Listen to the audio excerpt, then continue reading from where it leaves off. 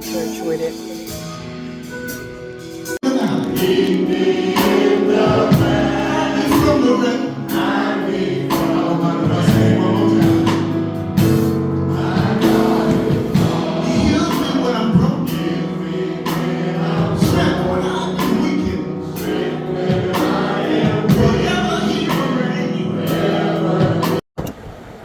Woo, y'all! I have on a tank top, but my tank tops be make me look like I'm about naked.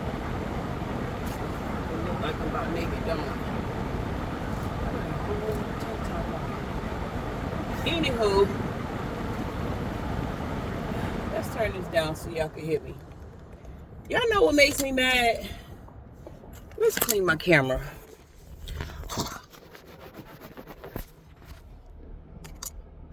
Can y'all see me better?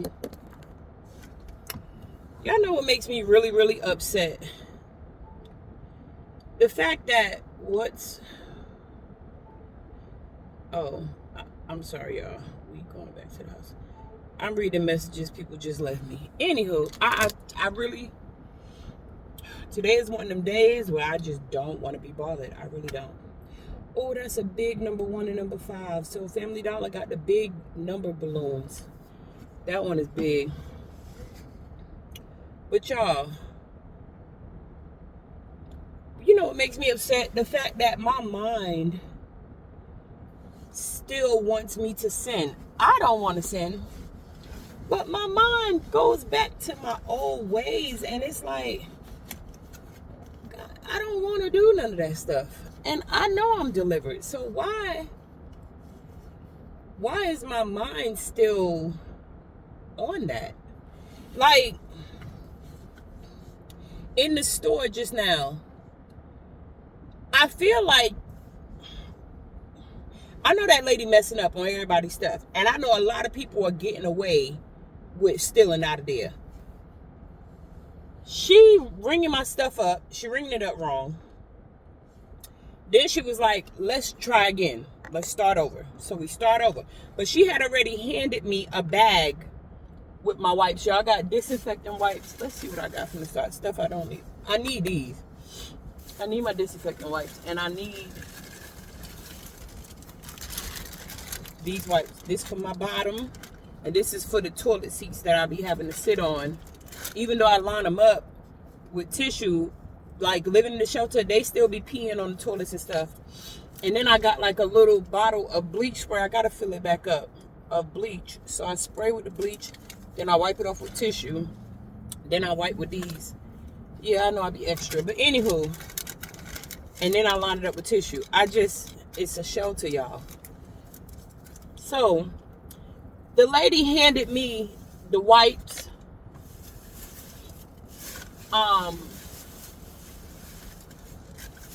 Hold on, cause I'm over here being a fat kid as well. I got some cookies from the shelter. I just went in there and try not to get chocolate or anything. This was $1.97. My grandson is a 5'6" right now. This is a 7'8". I know he'll be able to fit it next year. $1.97. Another $1.97, and then the pants, $1.97. So I'm gonna go throw this in the storage unit. Like I said, I'm about to pay his mom's eviction off. See, this is what I'm talking about. Y'all see that brown stuff? That's chocolate. This is the wipes I'm running out of. Look. Can y'all see that? That's chocolate. That's what I was trying to avoid. Getting chocolate on this bag. It's going to get on these clothes. And there's going to be chocolate all in my car. So anywho, I'm going to take half these wipes and put some in here so it don't be so heavy in my bag. And then this other white bag is for the disinfectant wipes. I take them out of here, some of them, and I put them in here. Now you can tell the difference because the booty wipes look way different from the disinfectant wipes, and they smell different. So, anywho, the lady, and yes, I spent some money I shouldn't be spending. Pray for me, because I really got a shopping addiction. I ain't gonna lie to y'all. So, back to the lady.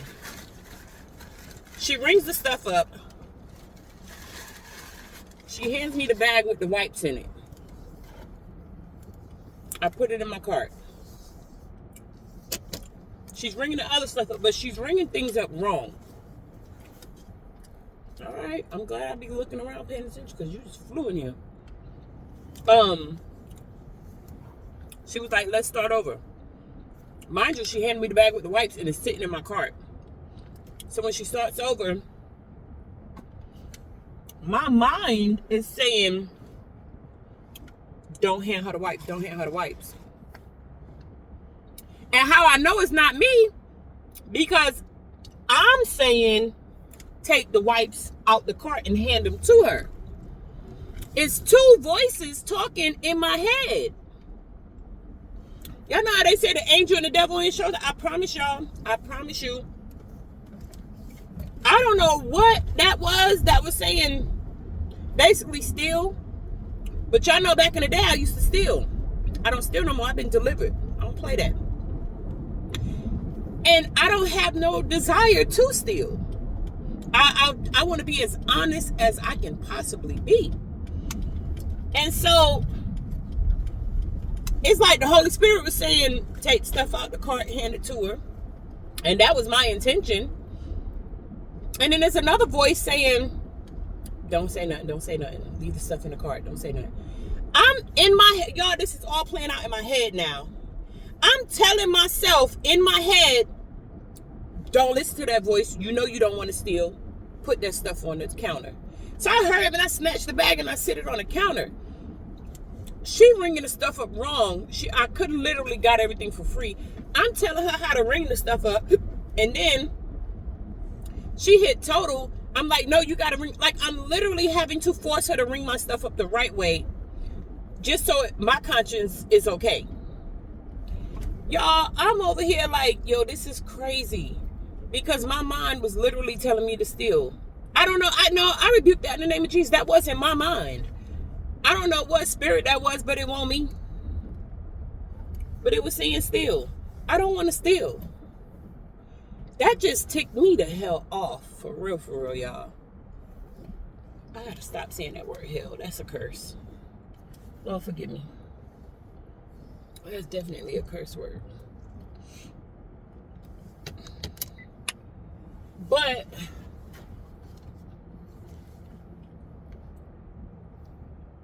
y'all can see, let me.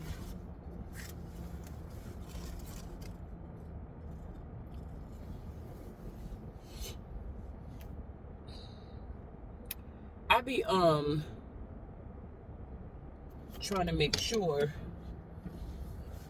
nobody from the shelter is in my camera, my video. But that just kind of made me upset. Lord, forgive me for saying that curse word.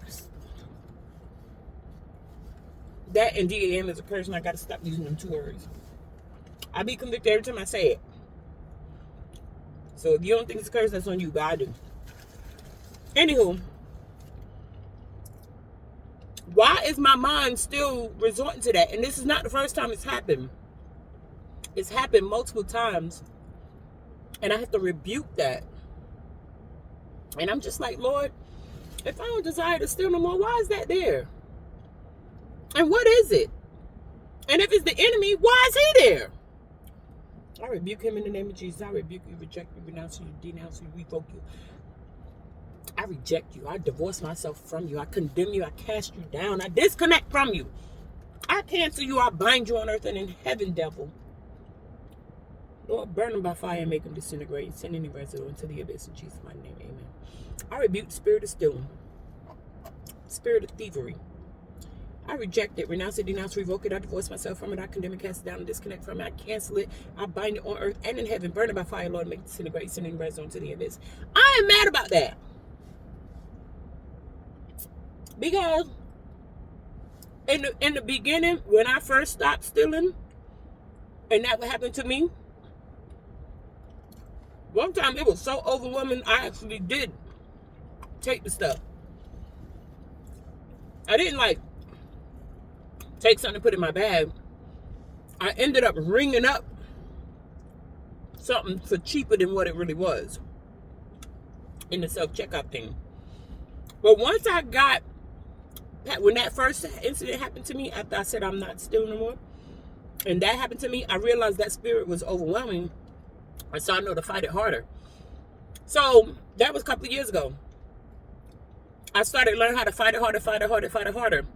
Now it's like, I ain't stealing it because I ain't stealing nothing.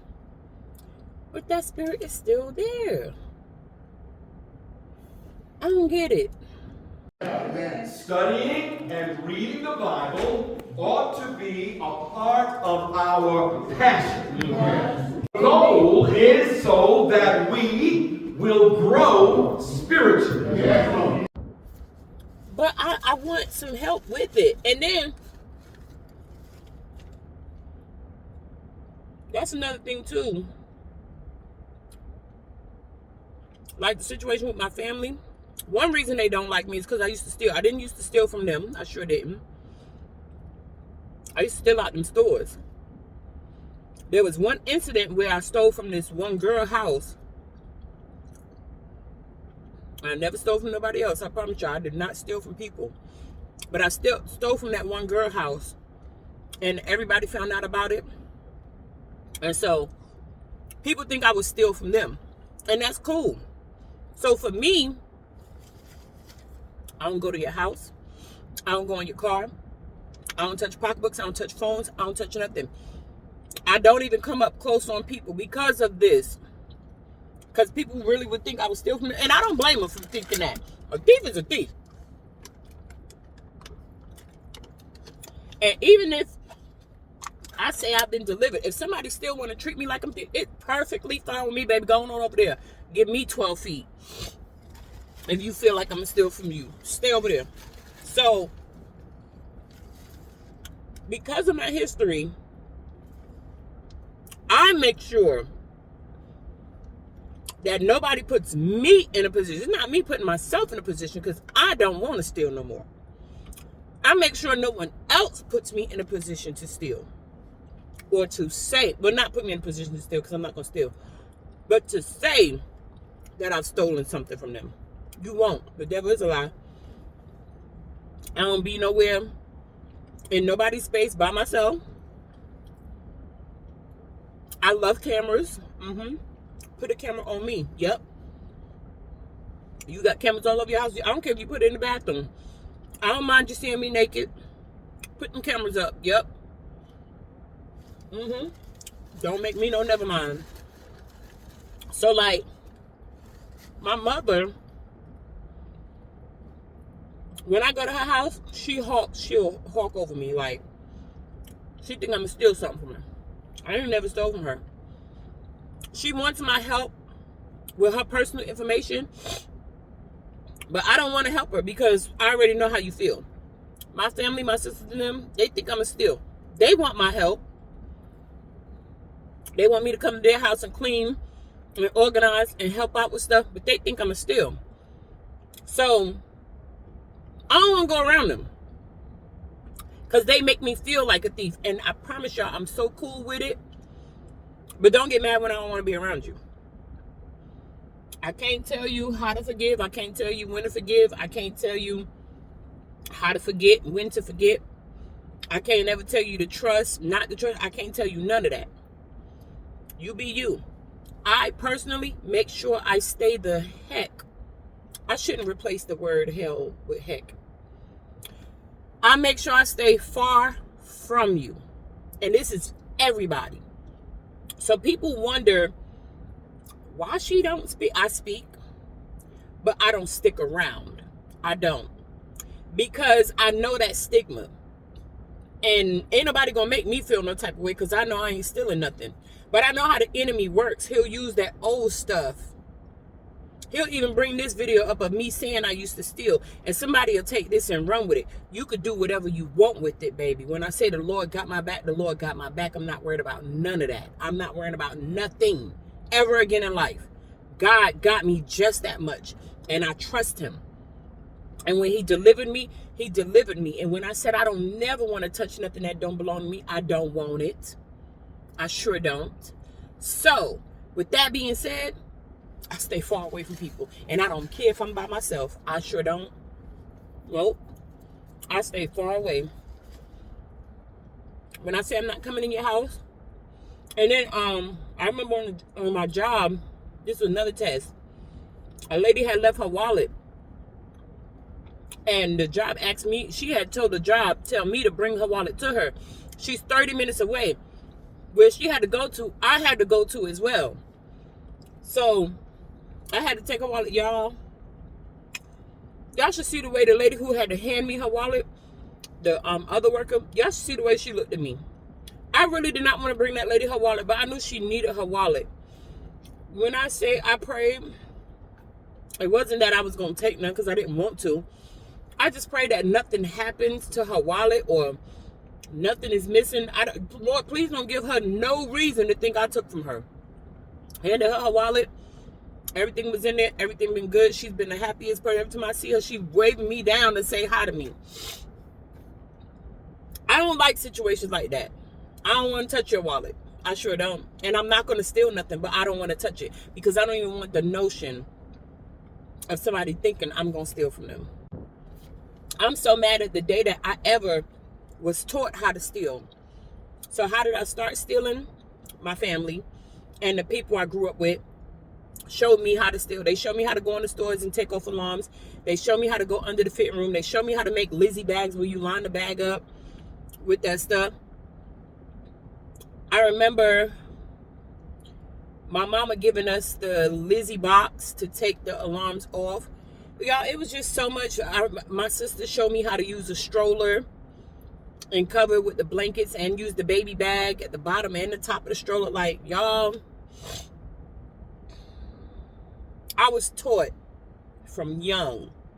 I can say as far back as 9 years old, I was taught how to steal. Probably younger than that, because I remember my sister teaching my nieces at 3 years old how to go under the fitting room and unlock. You know, remember the fitting room used to be like yay high up off the ground, the fitting room door. And she used to teach my nieces how to go up under there and unlock the fitting room door for her to get in so that the staff don't see how much stuff she got. And she'll go in there and sheet racking up. So I know I was taught from young. And then everybody in my neighborhood was stealing. And they taught me how to steal. And so from then, it was like off and on sporadically growing up, I was steal. And then when I moved to North Carolina, it became a whole lifestyle. And then I stopped. I just completely stopped and didn't want to do it again. And then I ended up getting married. He became a pastor. When we got divorced, I started back stealing again. So, and y'all got all this stuff expunged off my record because I had 3 shoplifting charges. I got caught 3 times ever in life. And when I say I was going in the stores, I was so greedy, y'all. I would go in the store. I would go in the same store 3 times in one day and fill my van up. Not this van, another van I had. I would fill it up from the top to the bottom, front to back. I mean, full, packed. I would just go store to store to store to store to store to store to store. And I would sell the merchandise and, get money. I hate the day that I ever was taught. I hate the day that I ever learned how. I hate the day that I ever resorted to that. Like, I hate that day. Because that's not something I wanted to do, but I did it. You know how in the word, was it Paul that said the wrong that I shouldn't do, I do, but the good that I should do, I don't do it? Y'all, that was one of them moments. I'm so mad at myself. Every time I think about the sin, like when I started smoking weed and I started drinking, even when I tried crack, all that stuff, y'all, I never wanted to touch none of that. And I did. And every time I think about it, I'm like, man, I'm so mad at myself for this foolishness. I wish I would have never touched that stuff. What was I thinking? And the crazy thing is, the Lord told me, when I said the Lord spoke to me clear as day more than once on numerous occasions, Don't touch that. Don't you ever touch that. Don't you ever do it. He wanted me to remain pure and clean and clear. Y'all, I felt like I was grown enough, especially at age 33. When I turned 33, I went all out and was doing it all. That's when I first started trying to drink and smoke and do drugs. Y'all, this Christian walk is a journey, because I got saved at 14. Y'all, I went through some motions. Like, man. And today, I'm proud of myself for letting it all go, for quitting and stopping and not becoming so badly addicted that I can't quit. I'm very thankful to God, but God, why you just didn't stop me. And I know we be wanting God to just stop us, and I get it. We got to go through the motions. And one thing it has taught me, to understand other people. It sure has. I can't sit there and pick at no crackhead. Baby, I was trying it. I sure was. I can't pick at the powder heads. Baby, I was doing it. I can't pick at the pot heads. I was a stoner. And y'all, when I say I had fun, oh my gosh, I don't recommend nobody do that mess, because the consequences weren't fun at all. But I had so much fun doing that mess and clubbing. I had so much fun. But y'all, the demons that came with it and the consequences I suffered, oh no, I wouldn't wish that on my worst enemy. No, thank you. Anywho, today, y'all, I'm so happy. So when I be saying I'm happy, y'all don't know. I put myself through some mess, and God brought me right on out of it just as smooth. And now I'm so happy and at peace, because my conscience be clear. So when little stuff like that happen, like the thought coming to my mind, it's not something I want to do. I'm like, I gotta really tell her, I gotta fuss with that demon. Like, no, I'm not doing that. And it's just me. I know them folks be at the register like, she cool, but they probably used to crazy people. So there's a lot of mental ill people in Raleigh. So me talking to myself is no big deal. He's very, very simple. The more you understand the scriptures, the more you will begin to think like God. Yeah. Literally talking to yourself in Raleigh is the norm. Anywho, y'all, I'm about to go inside. It's 5:20. I'm off tomorrow. I'm so happy, y'all. I'm so happy to be off. So, I'm off tomorrow. I'm going to clean my car out. I'm going to do laundry. I'm going to wash my sheets and stuff. I'm off Monday. I signed up for overtime, but I signed up for overtime tomorrow. But I just found out that, so the way that it works, when you sign up for overtime, if a person has seniority and they sign up in the same slot you sign up in, the slot goes to the seniority person. So there's a girl that signed up and she was there before me, so she got the slot. So I didn't win the bid to work tomorrow. So I'm actually off. There was a lady that called me that wants me to do her son hair, and I told her I had to work tomorrow, but I ended up now finding out I don't have to work. So since we scheduled to do his hair next week, her son's hair, I'm gonna just leave it at that.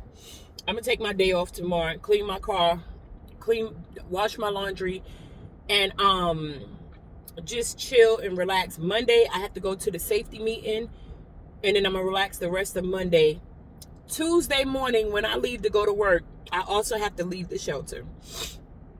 I've been there 3 months, and after 3 months you have to leave for 2 weeks and then you can come back. So I'm gonna have to thug it out like the rest of the homeless. So I gotta find out where they sleep. I know they used to sleep at this other shelter. It's a drop-in shelter, but that shelter is being renovated. So the homeless is actually here with us. But Monday is their last day. So I don't know where they're going, because the place that they're supposed to be at is being renovated. So I'm going to find out from them where we about to sleep at.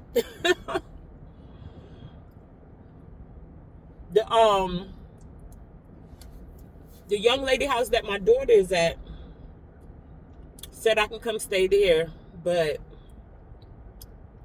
I don't want to go stay with nobody, y'all. I don't. I don't want to stay with nobody. I don't want to be in nobody's house. I don't want to go past your threshold.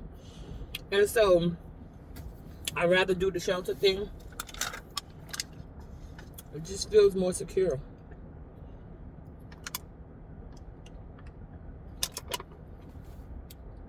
I don't know anybody in Raleigh that I can trust enough. I don't know anybody's house is clean enough that I would want to stay at. So, and then 2 people that I had asked if I can come stay with them. One ignored me, didn't even answer my message. And the other one told me go get a hotel room. And I get it. It didn't bother me at all. It was actually quite funny. But I know, you know, that's something I can't ask them again. Which I probably would never ask them for anything ever. But the one that told me go stay in a hotel room, they asked me for help all the time. All the time. I even bought them breakfast this morning. But it's neither here nor there. It's not. So anywho, and they bought me breakfast before too. So, but they always need my help with something. And so I just thought that was funny. But I'm used to that too. Like me always helping. But when I need the help, I ain't gonna get it. So, and I don't have a sob story about that. It's whatever. I really don't care. I can thug it out. I will go to that storage unit and empty this stuff out this van. The way this van is kind of messy, I would throw all this stuff in the storage unit. Lay that seat down. Go get that memory foam cushion out the storage unit and them 3 thick blankets and them 8 pillows and sleep back there. That's why I got this van, okay? So when I say it's neither here nor there for me, it's surely. And I know exactly where to park and sleep comfortable. So I got this homeless thing down pat, y'all. And it's not that I can't go get an apartment. I don't want one right now. I need the extra money in my pocket. I do. Like right now, so the lady at the shelter, she told me go get a hotel room too. She was like, you need to go stay in a hotel room and get comfortable. I ain't spending no $200. How much is a hotel room? Like $100 a night? I'm not doing it. I'm not about to take that money and go stay in a hotel. Nah. So I'm going to thug it out. And then she told me I can come right back here. So I'm cool. I promise you, I'm so comfortable with being uncomfortable. It don't make no sense. The Lord did a number on me. When I say he worked on me, he worked on me. And I am content and I am good, even when it's uncomfortable. Like the lady was like, girl, you was... The lady came in there, she was like, girl, you was smiling in your sleep. I had the CPAP machine on. The lights was on. The roommates was talking, making noise. She said I was sleeping, I was smiling. I said, baby, nothing bothers me anymore. The light don't bother me. The noise don't bother me. The people don't bother me. The crazy don't bother me. Nothing bothers me. It's whatever. And I don't know what that is. I know it's the trauma. I know it's survival. I know it's a lot to do with me being by myself and me just having to adapt to everything and everywhere. And I'm cool with it, but nothing bother me no more. I don't care. The goals that I have set for myself is on my mind. Saving souls is on my mind. So ain't nothing else bothering me like talking about it. Anywho, I'm about to go in here, y'all. Enough of me yapping. I be enjoying talking to the camera, like, cause y'all know I ain't got no friends, so I don't got nobody else to talk to but y'all. But I'm about to go in here, and now that I'm to myself and by myself, I could share more. Like, I don't mind sharing more. Now that I've cut everybody off and got away from everybody and everything, I could share a whole lot more. Like I've been wanting to share, and I'm still a little, skeptic of how much I share. So anywho. We're going to hop back here and grab some panty liners and some Q-tips. We're going to put our wipes inside the bag. And then, so, we take like a little handful. We don't need a whole lot out of this bag. and put it into this bag. And just shove it up in there. And then I just open it up like how if it was wipes.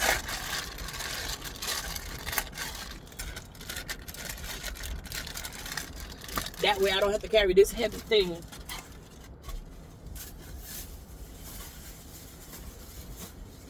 In my pocketbook.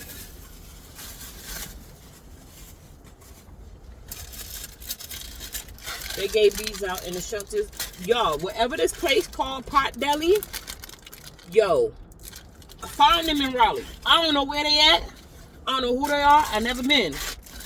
But baby, when I say that sandwich was so delicious. Oh my gosh. They must have gave this place that I stay at some sandwiches, y'all. It was so delicious. And they said them cookies are just as delicious. So anywho, dang, what in the world? So what I normally do is take this whole thing out. Just tear off a few that I'm gonna need for the night, which I probably won't need all these, but to avoid having to do this every day. So that's enough. Oh, it's dripping. All the juices run off of it. And I shove it in here in the other white thing.